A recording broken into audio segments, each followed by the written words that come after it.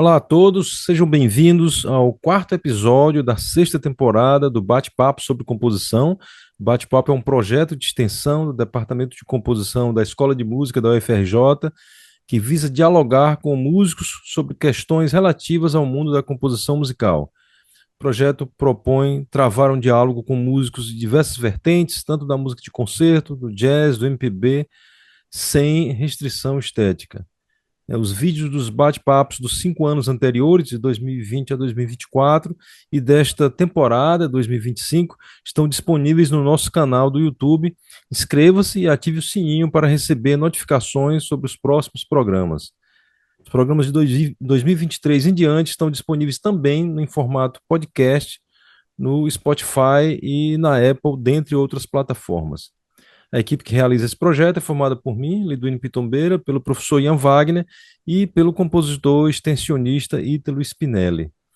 Temos a honra de receber hoje o compositor e pesquisador e professor Tiziano Rocha para falar sobre sua obra musical, pesquisas e atividades no ensino em música e sobre suas perspectivas no âmbito da composição. Seja bem-vindo, Tiziano. Obrigado.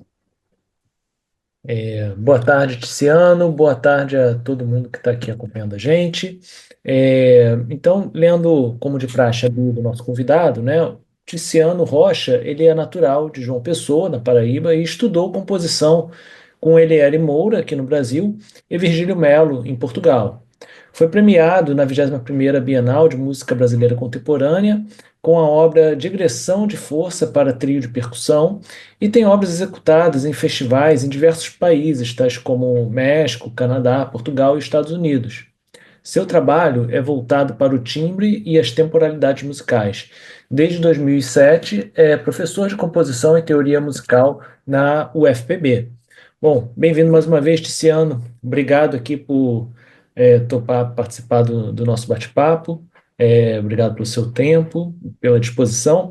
E eu começo aqui, né, com a primeira pergunta, né, que a gente costuma fazer a todos os convidados, né, que é, na verdade, um pedido para você falar um pouco sobre a sua trajetória, né, principalmente o início, né, assim, como que eventos, né, ou pessoas na sua vida, né, te levaram para a música e, sobretudo, para a composição, né? Fica aí à vontade para citar, né, pessoas, professores, compositores, que quer que você ache que esteja aí dentro desse escopo.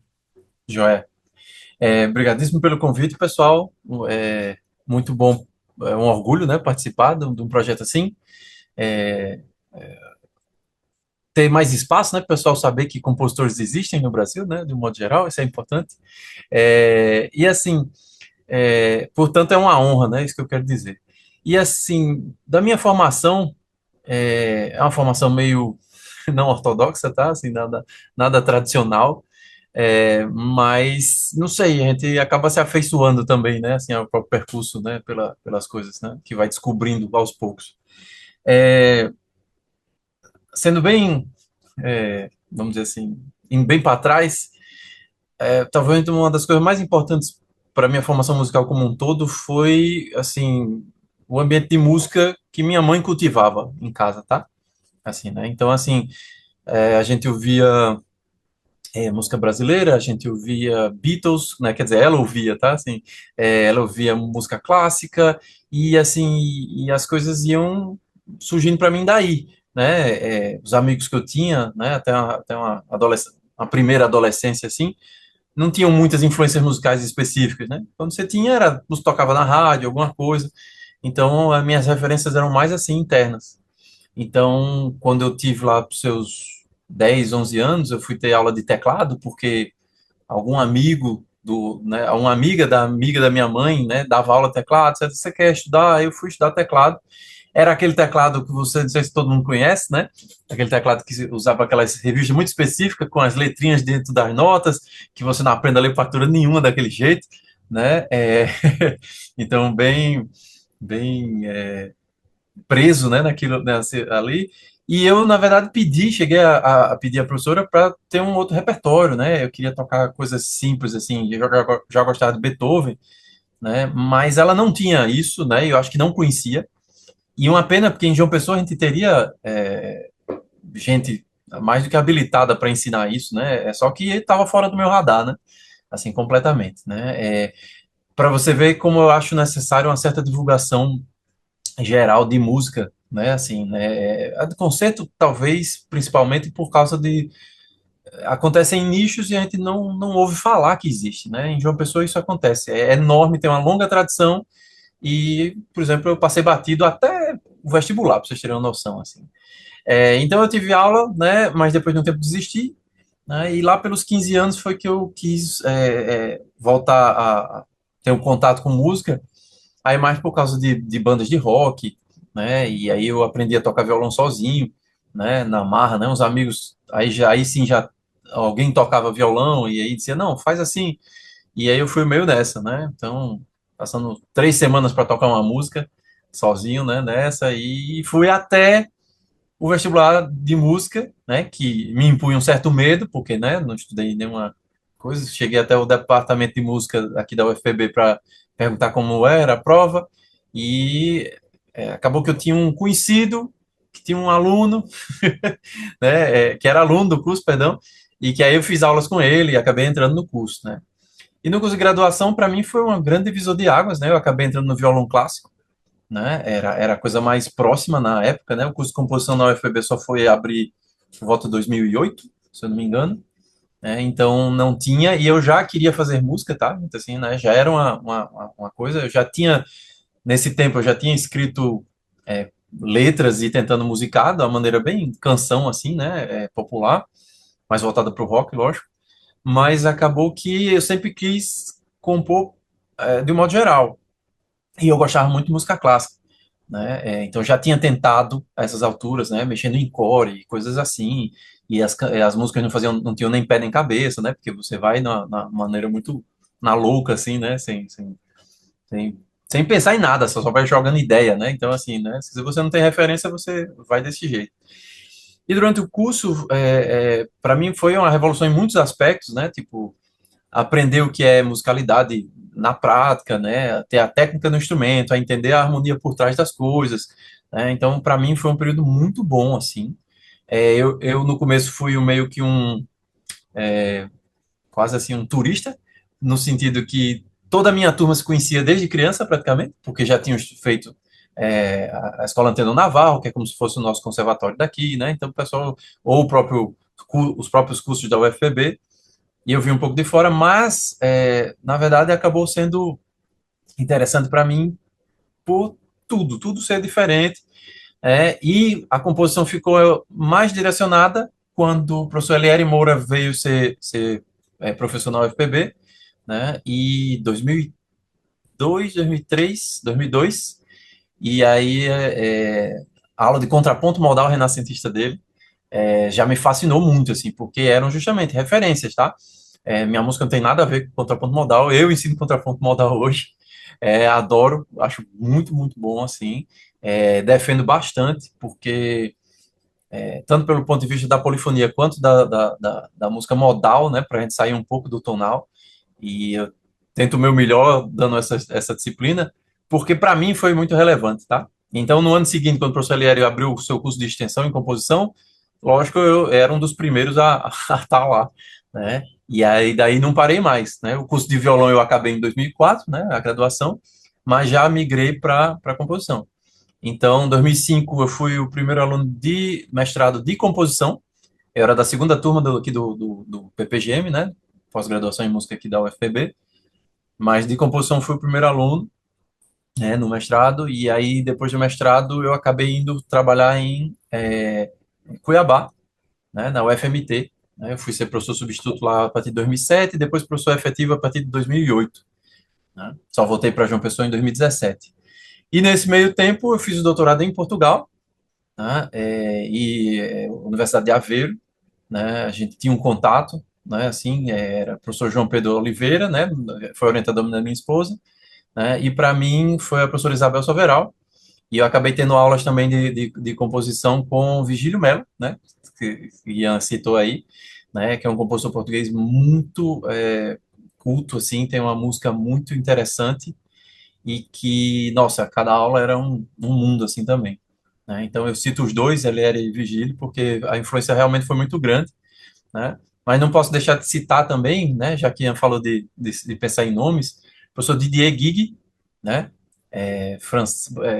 brasileiro, francês já, né, há muito tempo aqui, que foi meu professor mais de estética, de análise, mas a gente teve um grupo junto, né, Marcílio Onofre, eu e ele, e a gente tinha um trio de improvisação em notebooks, então a gente tinha um lado mais experimental, assim, então isso foi uma coisa, um lado complementar muito bom, tá?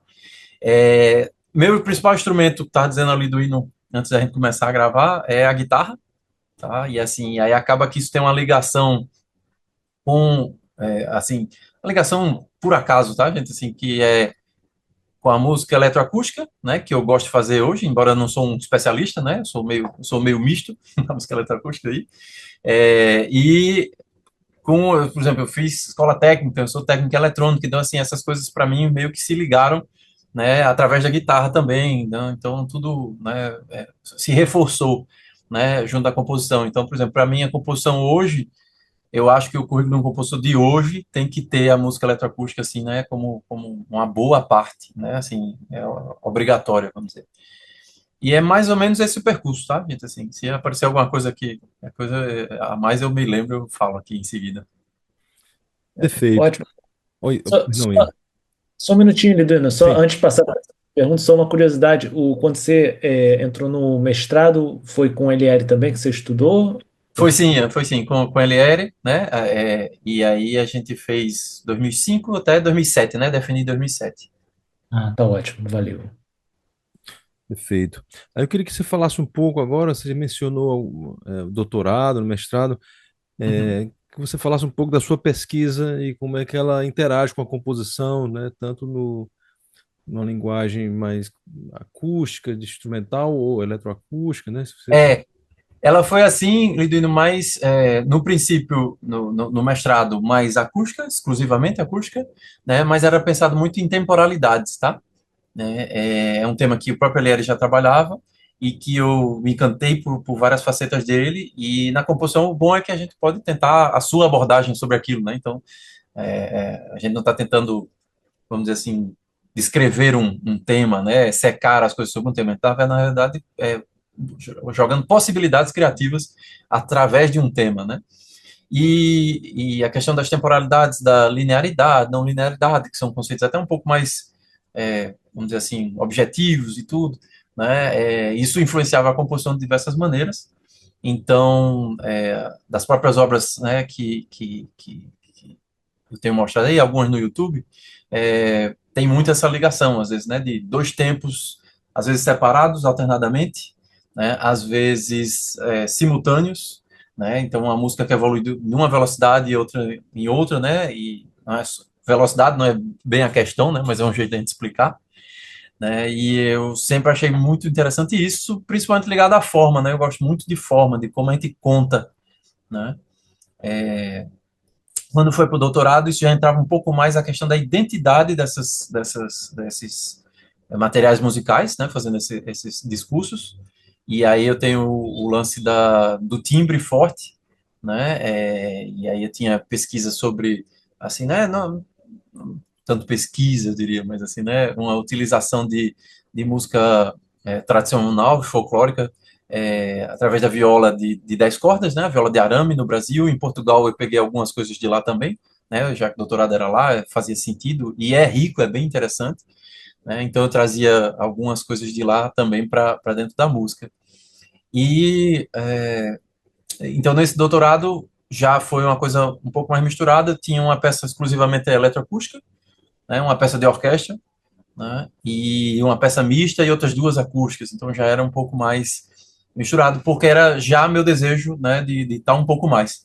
E em Portugal eu senti também isso, que os compositores da minha geração já tinham uma formação um pouco mais misturada. Não era todo mundo, mas bastante gente era regente e compositor de música eletroacústica e programava, sabe? Então, assim, tinha colegas já nessa toada. E eu achei isso bem interessante, nessa, vamos dizer, quase liberdade deles, assim, para esse lado.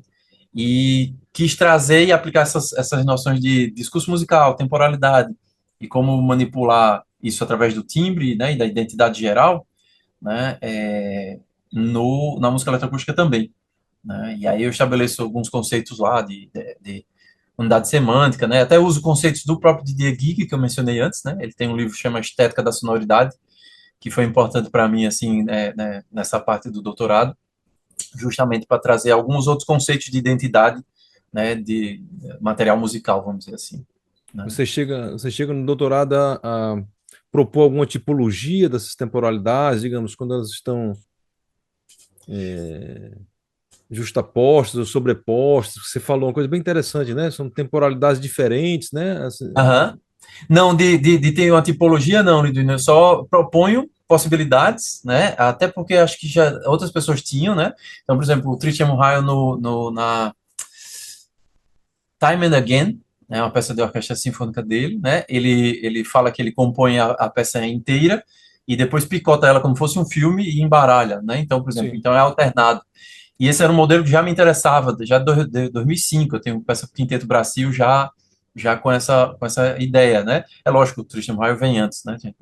Nessa questão. É que, assim, né, já era um tema recorrente, então a peça eletroacústica do doutorado, puramente, também já está nessa lógica. Mas a peça de orquestra tem tempos simultâneos. Mas não cheguei a propor uma tipologia, sabe?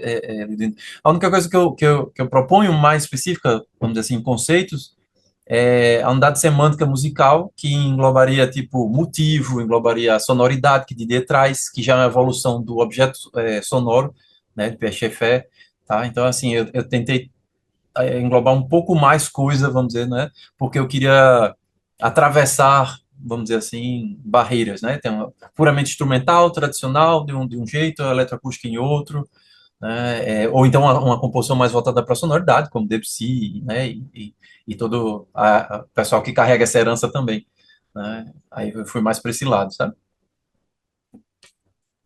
Eu vou aqui tentar trazer, né, a conversa, na verdade, ampliar um pouco essa discussão, para você trazer para a conversa o teu lado, enquanto, né, professor de música, né, trazer para uma reflexão aí sobre o quanto que o ensino, né, o lado, digamos, pedagógico da música, né, tem um impacto no seu fazer composicional, né? Eu estou Uhum, aqui só refletindo, né, sobre o que você o seu trabalho, né, em cima das temporalidades, se de alguma forma, né, isso tem um impacto para você já no âmbito da graduação, no ensino da graduação, se você de alguma maneira tenta trabalhar isso com os alunos já uhum. mesmo, né? E se esse feedback aí, né, entre, né, Ensino e composição. posição, como é que isso costuma acontecer contigo? Então, Ian, assim, eu trago o máximo que eu posso a questão das temporalidades em sala, né? Principalmente quando eu vou falar de análise, né? Eu tenho dado a disciplina de análise em música romântica, assim, e em música romântica a gente já tem isso bem mais aflorado, né? Porque a gente tem mais um leque de possibilidades um pouco maior, né? No sentido de variedade de abordagens. E eu tento sempre explicar. Então, eu acabo trazendo para facilitar, né, gente, pedagogicamente, eu trago exemplos de filmes, né? Em filmes a temporalidade é muito bem trabalhada, eu diria, né? Então, mesmo filmes comerciais hoje em dia já tem um bom trabalho de temporalidade, né? Então, assim, você pode pensar naquele Dunkirk, né? Que é um filme de guerra e ele são três histórias com tempos totalmente diferentes acontecendo ao mesmo tempo, né? Então, uma dura uma semana, outra dura um dia, né? E algumas horas, né? E ele encaixa tudo e faz muito bem feito, né? É até expressivo só pelo formato, né? Assim, né? Que dirá pelas atuações e histórias ali dentro. Então, eu tento trazer um pouco isso, né? Para chegar no aluno, né? Porque você tem que tentar chegar nele de alguma forma. E nas obras, né, dependendo das obras, a gente consegue mostrar algumas coisas bem diferentes nisso, né?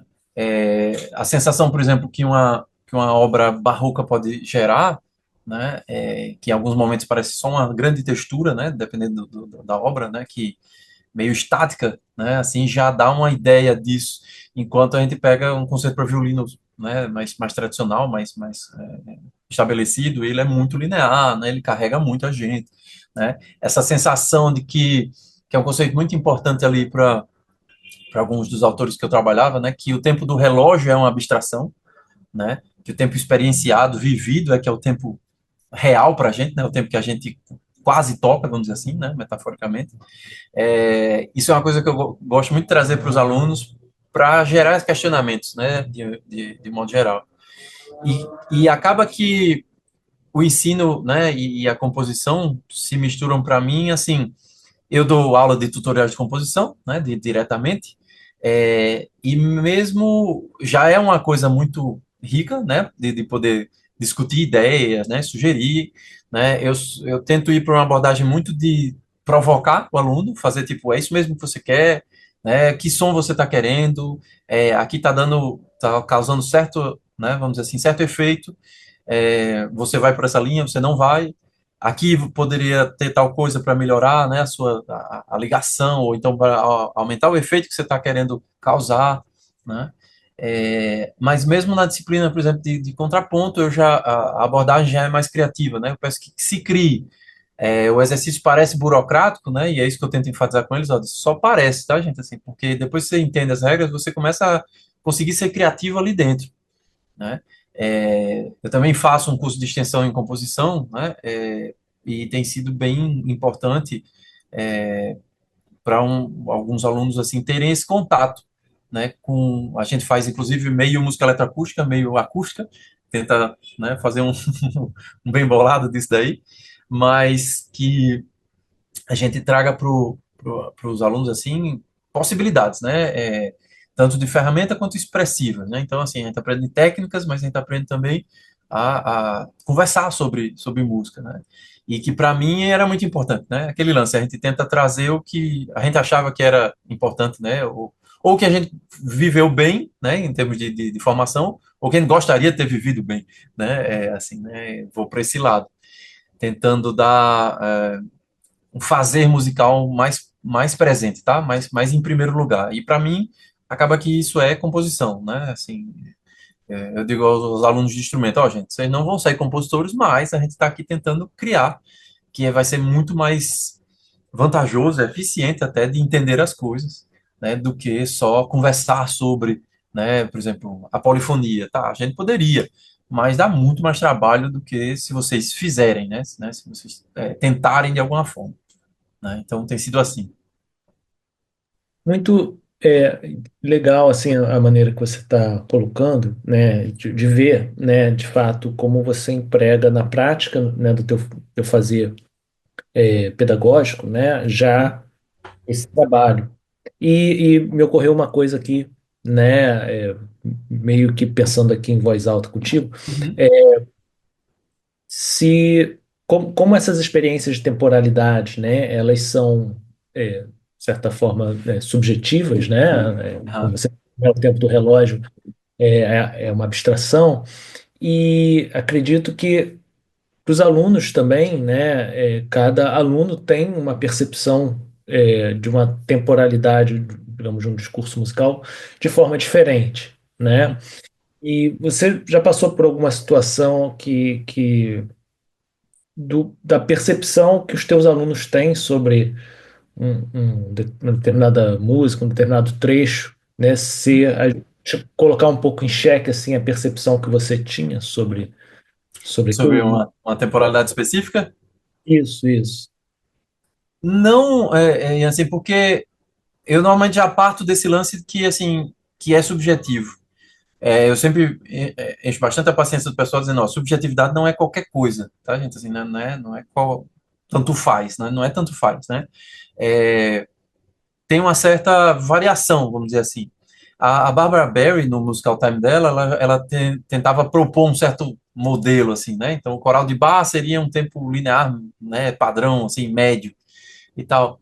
mas a gente já tinha visto, por exemplo, Daniel Barreiro, Zampronha já tinha texto sobre questionando essas coisas, né? Assim, que esse modelo não funciona tão bem, né? Porque, lógico, não é até um pouco, assim, é uma ambição que parece não cabe, né? Tentar secar isso. Então, quando eu trago, Ian, assim, eu não trago já batido, tá? Tipo, posto, né? Eu, na verdade, eu provoco e a gente tenta ouvir o que é que eles tiram dali, né? Cada um tira dali. Porque, justamente, é individual, né? E, assim, o tipo de escuta que você tem na hora, né? Assim, o quão concentrado você tá já vai mudar. E se eu ouvir essa mesma música de novo amanhã, a mesma gravação já pode mudar um pouco também.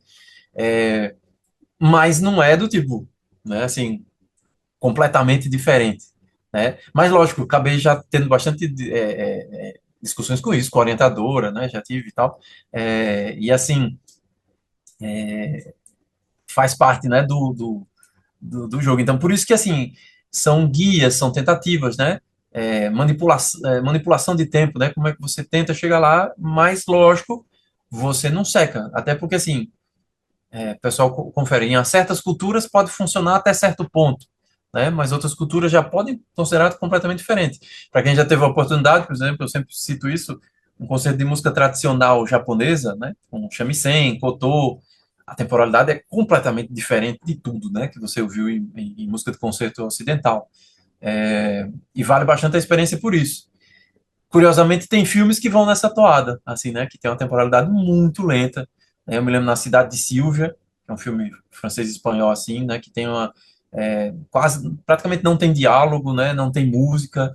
Então, a temporalidade lá é completamente diferente, né? Meio, nem sei, nem sabe dizer, assim, né? Não é totalmente estática, porque o cara vai a lugares, né? O personagem principal, mas, assim, já sugere, né? Vamos dizer assim, ampliar as fronteiras, né, desses entendimentos. Essa é mais ou menos a ideia, tá, Jans? Então, não, né, nem tanto conferir, né, não estou conferindo cientificamente, né, como se fosse Não, uma pesquisa psicológica, né, vamos dizer assim. sim, sim, não, eu pensei mais na linha, assim, de que, assim, a gente tem, né, uma vivência com música, obviamente que é muito diferente, né, de cada um, sobretudo, para um aluno ingressante de graduação, ele, muitas das vezes, ele não tem, digamos, já embutido nele uma cultura de escuta desse repertório que a gente vê normalmente durante, Sim. né, uma graduação em música. Então, a gente, quando escuta esse repertório, né, gente que eu digo assim, né, professores de composição, enfim, a gente já está embebido nesse repertório há alguns anos, décadas, né? Uhum. E a gente, na verdade, está reescutando uma série de coisas, mesmo que seja uma música inédita para a gente, mas aqueles procedimentos, eles aconteceram em outras músicas que são familiares, né?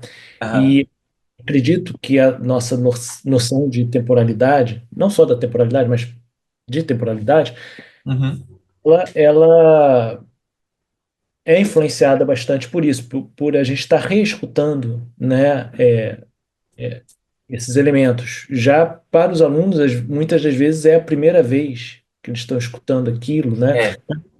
Para a gente, você citou, né, da música tradicional japonesa, que obviamente tem ali uma temporalidade intencionalmente mais lenta ou desacelerada, mas que talvez ela não seja tão assim para na mesma proporção para um ouvinte daquela cultura, né, digamos assim, né? Então é um pouco nisso, né? Uma música, digamos, um gênero musical que um aluno de graduação esteja habituado a escutar e que seja estranho para a gente, Uhum. certamente também para a gente vai ter um impacto em relação à nossa percepção da temporalidade nisso, né? Assim, É. estava pensando também um pouco nesse sentido, né? E que isso sei lá, desculpa que eu estou pensando em voz alta, mas eu acho que isso interage, né, com esse fazer, né, de ser tanto professor quanto compositor e você ter essa troca, né, e Uhum. não de levar isso para os alunos, mas os alunos também chegarem, né, com outras perspectivas, assim, porque eles têm outras vivências e não Tem. têm nossas, né, assim. Não, tem sim. Eu me lembro que, assim, eu falei de provocação e eu gosto de trazer a escuta e trazer essas ideias, porque eu também eu acredito bastante nesse efeito de causar uma coisa, né, no aluno. Porque, tipo, aconteceu para mim, né? E nem era só com música, tá, gente? Assim, quando você pega um quadrinho, quando você era criança, que já tinha umas questões um pouco mais avançadas ali dentro, que você não entende completamente. E aí o pessoal, não, não dá isso para criança porque ela não entende. Não, aí é que você dá mesmo, né? Porque assim, eu não precisa entender tudo. Eu acho, sinceramente, às vezes a gente valoriza demais o entendimento, tá? Assim, né? Às vezes é sensação, né? E essa sensação gera coisas lá na frente, tá? Que nem a gente nem imagina. Eu também acho que música, né, voltando assim para música especificamente, é muito amadurecimento, né? Então, por exemplo, nessa essa primeira escuta de fato, ela é tipo, uma grande coisa, né, para o aluno assim. Às vezes fica bastante marcado, mesmo que ele nem faça aquele tipo de música, né, para muito tempo assim. Mas ele se lembra, porque foi um negócio diferente, doido, sei lá o que for. Mas isso gera sinceramente bons efeitos, né, onde eu vejo, principalmente assim no ambiente da universidade, né, que a gente está tentando mostrar de uma maneira interessante, né? Não estou massacrando o cara, cobrando que ele faça, né? Tipo, pela primeira vez. Não, ó, vamos conhecer. E eu acho que isso justamente é a vantagem de ter essas diferenças, sabe? Então, se por um lado a música tradicional japonesa, né, com ritmo de transformação muito mais lento do que a ocidental, por outro lado, hoje em dia, o pessoal tem músicas bastante mais, né, sofisticadas. Eu nem vou falar, lógico, do lance do TikTok nem nada, mas assim, dubstep, a música eletrônica, né, dubstep é super picotado e rápido demais, né? Não só no ritmo, mas nas trocas das estruturas, né? É, e eu acho bastante interessante também, né? Então, assim, se a gente pudesse surfar nesse leque todo de temporalidades, acho que era o melhor, né? E aí, conhecendo. Mas, e aí voltando ao lance até da educação, a grande dificuldade hoje em dia parece que se na minha época eu ainda senti o lance de ter dificuldade de acesso às coisas, você não via falar das coisas, né? Você tinha, alguém veio de fora, trouxe uma partitura, um CD, né? Era assim, né? Quando hoje é tipo, é o contrário, né? Tudo está aí e ao mesmo tempo nada na sua mão, assim, você não sabe para onde você vai. É um problema de curadoria, né? Muita gente tem falado isso, né, ultimamente, né? Curadoria tem sido um problema, né, para ter isso, porque senão você só fica nas mesmas coisas que você teve também, como se fosse um problema de acesso de 20 anos atrás, né, ou mais. Então tá nesse paradoxo aí, né, Então disso. pegando essa deixa da curadoria aí e pensando Uhum. nos alunos, né?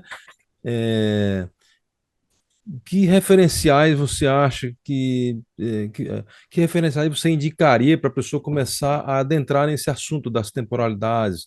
Você citou aí já, né? Bárbara Berry, Edson Uhum. Zampronha, Daniel Barreiro, né? É, Eu não sei, o Kramer tem um livro sobre isso, né? Eu não sei assim, que é. referenciais, digamos, dão sustentação à sua tese ou à sua e que você acha que são Uhum. acessíveis, até um caminho a percorrer, por onde começar a adentrar nisso, né? Justamente o Kramer é muito importante nisso, é um dos mais citados, né? Ele foi muito usado na minha dissertação e na tese também.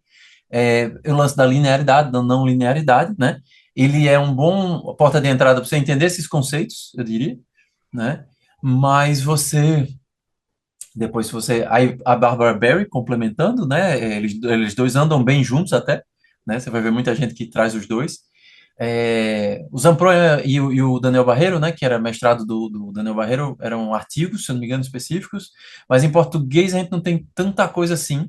Embora aquele livro do Paulo Zubin tem boas coisas sobre Ouvir o isso, som, né? Ouvir o o vírus som. som, exatamente, ele traz porque ele fala do processo, né, aquele Isso. processo dos franceses, e aí se você vai entrar, por exemplo, no lance um pouco mais abstrato nisso, aí você vai, por exemplo, nos textos do Tristan Murray mesmo, né, a carne do tempo, né, o esqueleto do tempo, então ali já é uma outra viajada, um outro lado, interessante, e nossa, isso os que eu me lembro, né, eu usei um Sim. físico no doutorado que era o Samoza, esqueci o primeiro nome, tá, já tem um bom tempo, Ele é não da sei o nome. física, você falou? Era Certo. um livro que deixa eu buscar ele aqui, só um Não, pouquinho. tranquilo.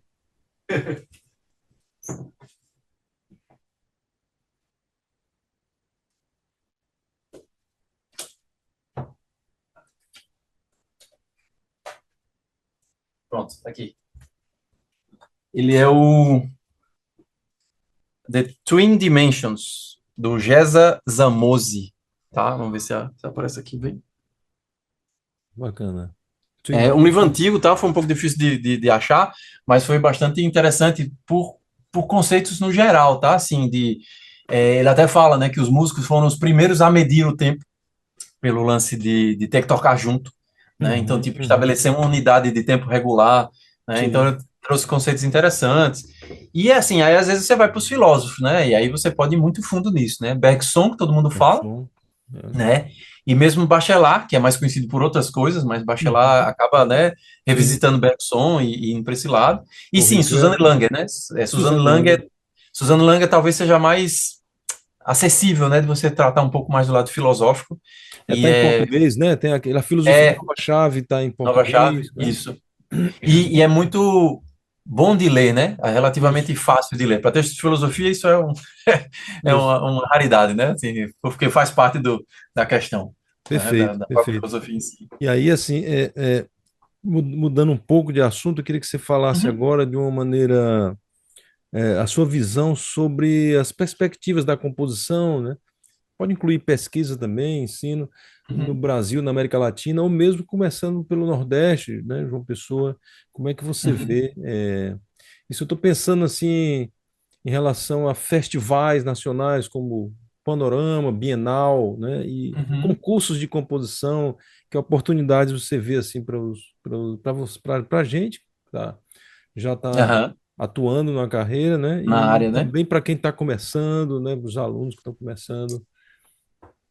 Assim, a gente tem a sensação que 15 anos atrás a gente tinha um fomento maior, né? Principalmente vinha por parte do Estado, né? Do modo geral, editais de todo tipo, né? Que se fazia, então muita coisa foi feita ali por volta dos anos 2010, né? Então muitas gravações de CDs e livros e material, né? Que permitiam a produção de compositores de concerto assim ser mostrada ao público de modo geral. É, mas, lógico, acabou diminuindo por crise e outra coisa, né? E questões de política, direcionamentos políticos e tal. É, mas, assim, é uma área que eu tenho a impressão que as pessoas falam, porque antigamente era, né, tipo assim, a música principal, mainstream, né? Lá na Europa, naquele período específico. Ok, até certo ponto, né? Porque isso não é bem, não é bem assim. Acaba que a música de concerto na universidade teve um certo abrigo, vamos dizer assim, né? Né, foi abrigada na universidade, mas tem a impressão que também não é um casamento perfeito, tá? Assim, né? Entre os compositores de música concerto e a universidade.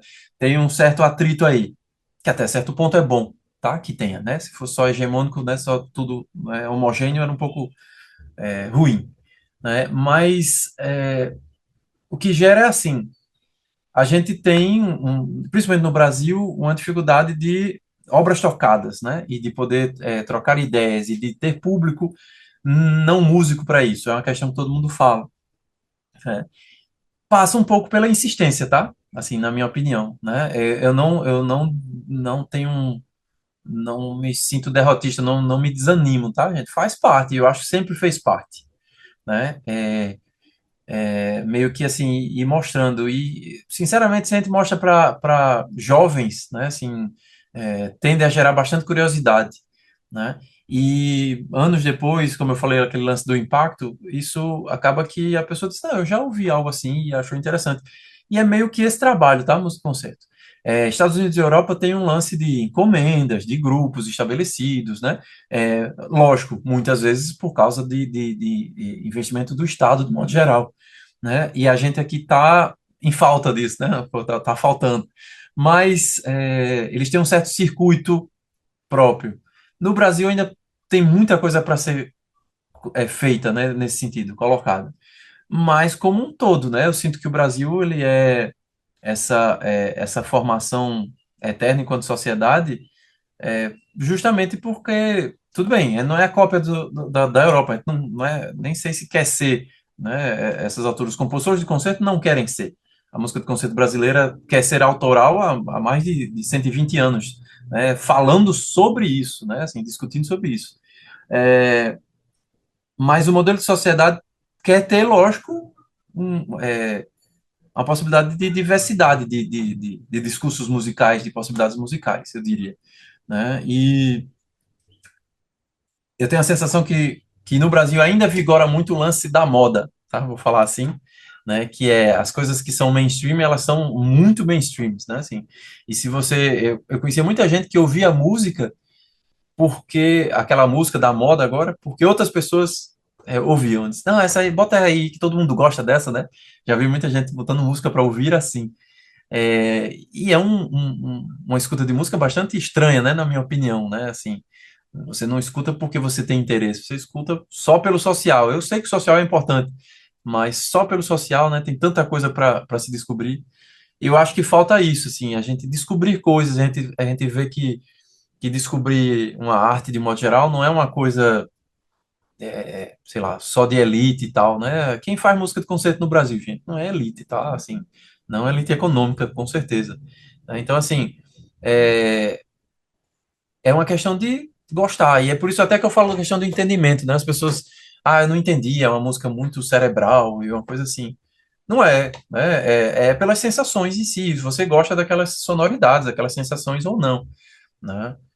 Eu tenho assim, meu discurso musical, ele não é muito pelo lance né, de carregar o ouvinte de uma maneira, né, emotiva diretamente, né? É mais pelas sensações, né, eu diria, né? O que eu busco mais são as sensações do que outra coisa. E eu acho que isso se liga com essa produção composicional da gente, tá? Não porque o meu caso é a referência, mas porque de uma maneira ou de outra todo mundo está nesse barco, tá? Então eu diria que a gente poderia ter mais oportunidades, até mais festivais, mas a gente tem dificuldade até de recursos humanos para isso, né? Porque, por exemplo, nós compositores, a gente tenta organizar alguma coisa, a gente vai até certo ponto, a gente precisa de produtores, a gente precisa de equipe, né? Muitas das possibilidades foram facilitadas por causa das tecnologias, né? E na internet. Nossa conversa aqui agora, né? Nossa conversa aqui agora não alcançaria o público que vai alcançar se fosse 20 anos atrás, né? Dentro de uma universidade só, assim, né? E que a gente não poderia replicar. Mas é um processo, tá? Então, assim, eu acho que é continuar fazendo, né? Não vejo. Não é nenhum assim. Que essa é a única esperança. Não é a única esperança, é que é o métier, tá? O métier é esse. A gente, né, vai escavando pessoas que gostam, interesse, a gente tenta mostrar o máximo, a gente leva para as pessoas, a gente acha uma parceria, alguém que quer tocar e leva para cidades que não estão nas capitais e coisas assim, né? E de pouco em pouco a gente vai mudando, tá? Assim, é um processo, não tem jeito, né? A sociedade brasileira é nova, tá? E é por isso que a gente tem é, tantas coisas para resolver, vamos dizer assim. As sociedades mais velhas têm o que a gente não teria, né? Então, eu sou meio desse lado. E, lógico, festivais estabelecidos, como o Liduino mencionou, são super importantes. Só o fato de eles existirem até hoje, gente, já é incrível, assim, né? E que exista mais 100 anos, sinceramente. Né? E lógico, vai mudando a cara um pouco, vai, né? Muda o formato para aqui e para ali, isso faz parte da mudança, né? Mas, sinceramente, eu gosto desse lance de ter muitas edições, né? Como a Bienal tem muitas edições, né? O Panorama também, assim, né? Você vai tendo caras ao longo dos anos, né? E muitas pessoas passaram, e aquilo é importante para muita gente em diversos momentos.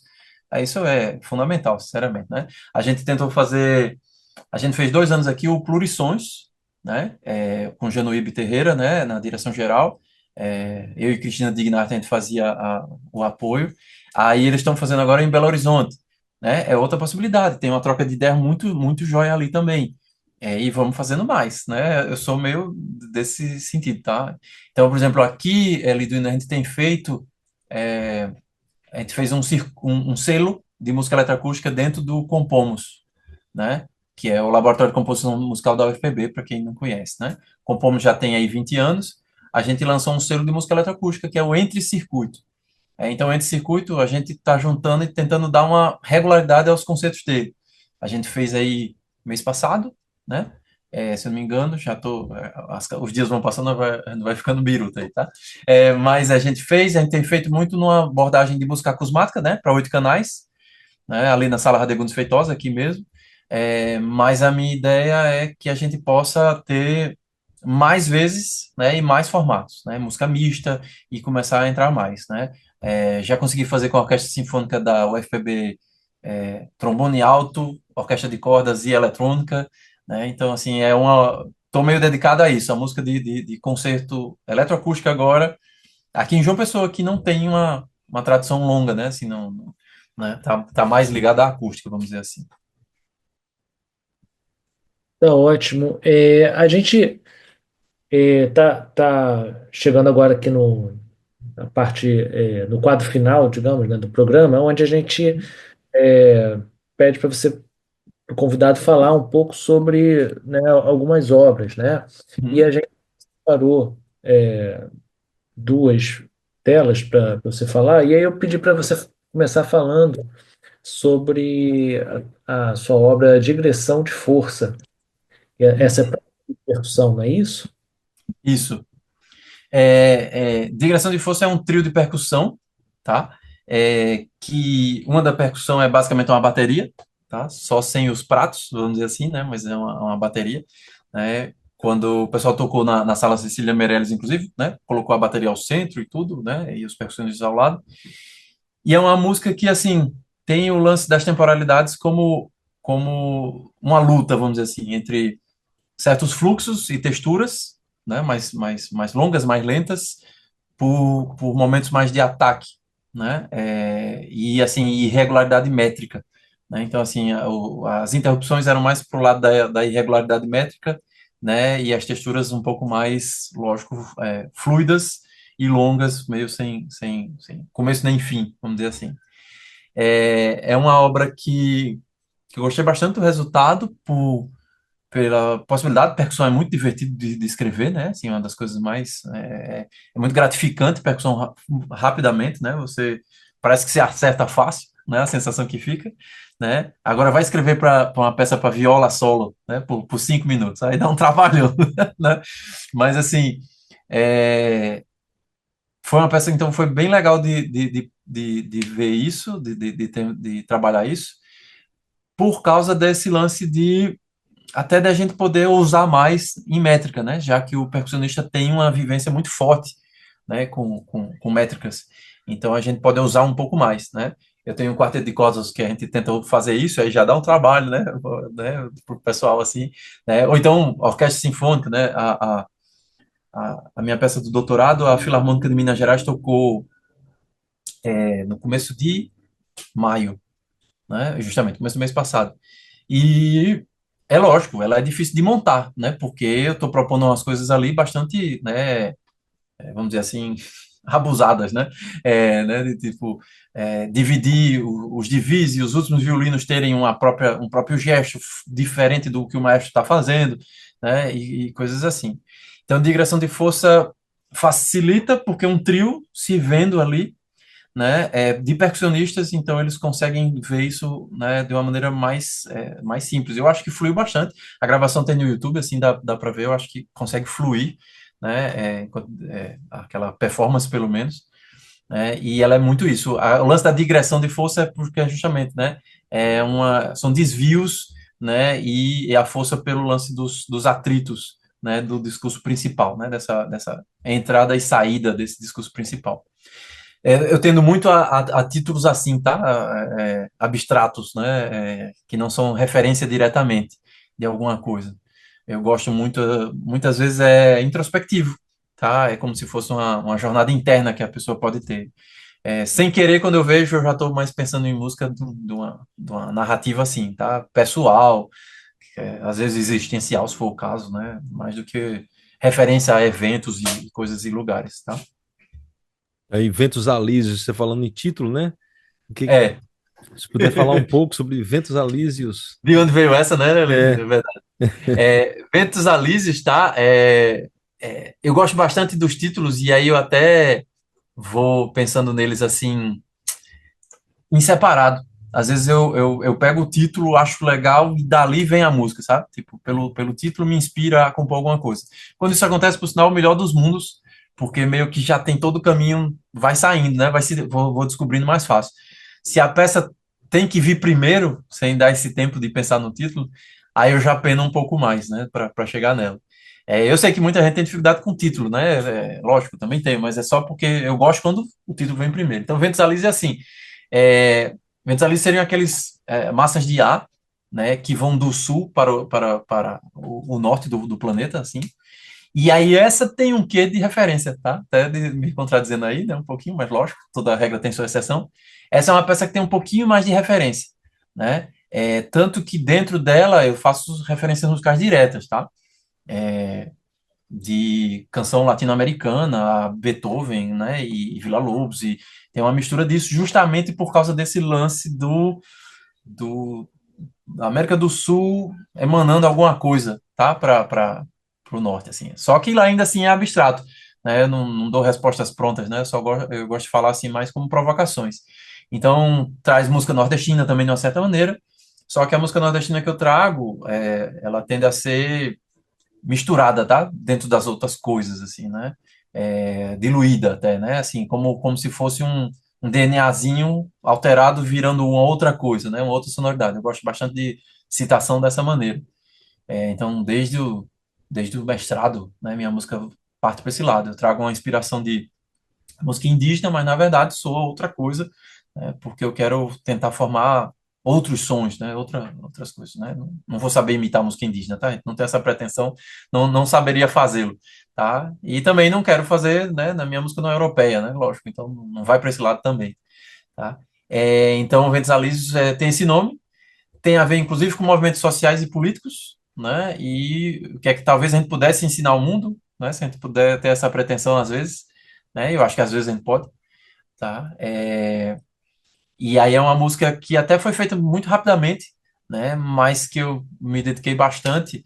A técnica dela é como massas sonoras, né? Para quem for escutar assim, com momentos aqui e ali. Eu trago também uns rói-rói, né? Aquele brinquedinho de criança, tá? E é impressionante como aquele bicho faz barulho, né? Então, tipo, 5 rói-rói, né? Um para cada naipe da orquestra de cordas, e eles cobriam as cordas, assim, né? Muito, muito impressionante. 5 rói-rói já era encher a sala. Também como um lance da experimentação de timbre, né? Que tem ali, tá? Então, meio para esse lado. muito bem. Eu acho que a gente chega aqui ao fim, né, do nosso programa. Se você se quiser mandar uma mensagem final aí para os compositores, para os pesquisadores, digamos assim, né? Aham. Fique à vontade. E o Ian quiser complementar com alguma coisa mais, mas Uhum. baseado no que a gente conversou aqui, né? Eu acho que Aham. essas referenciais que você falou são importantes, né? Essa questão do tempo na música. Se quiser mandar uma mensagem final, ou... Tá, joia. Não, assim, agradecer, tá? Uma coisa que eu não faço muito, né? Falar de mim, assim, né? Não faz muito. Mas é legal, lógico. Eu gosto muito de falar das coisas que eu gosto, né? E, assim, eu dou bastante sorte de trabalhar com o que gosto, assim, né? Me permitiu isso, assim, uma série de fatores, né? Desde a cidade que eu nasci, porque tinha uma tradição, a UFPB e várias outras coisas, né? E pessoas e lugares, né? E momentos, mas eu realmente gosto, né? Dessas coisas e eu acho, sinceramente, essa é a primeira coisa que você tem que ter, tá? Enquanto compositor. Não sei todo mundo, mas tem alguns compositores que ficam, não, você vai fazer música assim, meio que a pessoa acaba direcionando ela aos outros gostarem, lógico, isso é importante, né? Você tem esse interesse, você quer que as pessoas curtam, se reconheçam, ou, né? Mas às vezes isso parte de você fazer o que você acha legal, né? Tipo, sonoridades que você gosta mesmo, né? Assim, né? Individualmente. E não Uhum. porque você vai compor para um concurso X e Y, né? E tal. Então eu acho assim, sinceramente, você busca o que você gosta. Se você é, é compositor de trilha sonora e tem vamos dizer assim, um direcionamento de diretor e produção, beleza, mas ainda assim você consegue achar o que você gosta ali dentro, né? E aí eu acho que é justamente aí que você constrói sua identidade, né? Verdade. Então, eu sou muito ligado a isso, assim, né? Você faz porque você acha importante diretamente e que, lógico, isso acaba dando frutos depois, né? Mas às vezes, quem sabe, né? Você nem vê os frutos diretamente, mas você fez o que você achava legal de fazer. Então, gostar do processo, gostar de tomar as escolhas, né? Gostar até de revisar a partitura, que dá um trabalho danado, né? Às vezes é importante. Então, se você talvez tirar algumas barreiras aí, né? Pode ser muito legal de fazer. E na pesquisa também, né? Como é que você vai fazer uma pesquisa de um negócio que você não é, né, não se move, né? Aquilo não lhe move de verdade, assim, né? Acho que o trabalho vai ser 3 vezes o se você gostasse, né? Então, a mensagem que eu diria é essa. E se alguém quiser conhecer, por exemplo, o nosso trabalho como um todo, tá? Procurem aí Instagram, essas coisas hoje em dia, tá? Através do Compomos a gente tem, né, uma produção, né? Eu tenho coordenado a Orquestra Sinfônica Jovem da UFPB, né? E a gente liga com os compositores, né? Sempre que pode, né? E tenta fazer disso uma coisa regular, né? Uhum. Eu tenho atuado mais na extensão, na orquestra e no Compomos aí, né? Legal. Para combater, né? O que a gente pode fazer, né? Assim, né? Exato. Trazer isso à tona.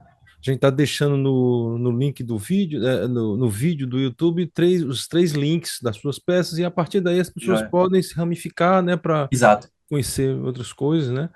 É, É, eu acho que é isso. Eu queria te agradecer, então, por essa que é entrevista, isso? né? Muito valiosa aí para a gente. E dizer ao pessoal que a gente, até o próximo programa, né? Se o Ian quiser mandar Aham. algum. Só agradecer também ao Tiziano, agradecer a todo mundo que está acompanhando a gente, né? E espero que, enfim, vocês busquem conhecer mais do trabalho do Tiziano e a gente se encontra então no próximo bate-papo. Beleza. Um abraço a todos. Abraço, gente. Obrigadíssimo. Tchau, tchau.